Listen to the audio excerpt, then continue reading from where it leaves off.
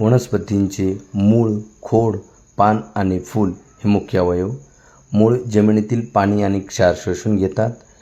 ते खोडामार्फत पानापर्यंत पोहोचवण्याचे कार्य करतात. पानामध्ये वनस्पती सूर्यप्रकाशाच्या मदतीने स्वतःचे अन्न तयार करतात.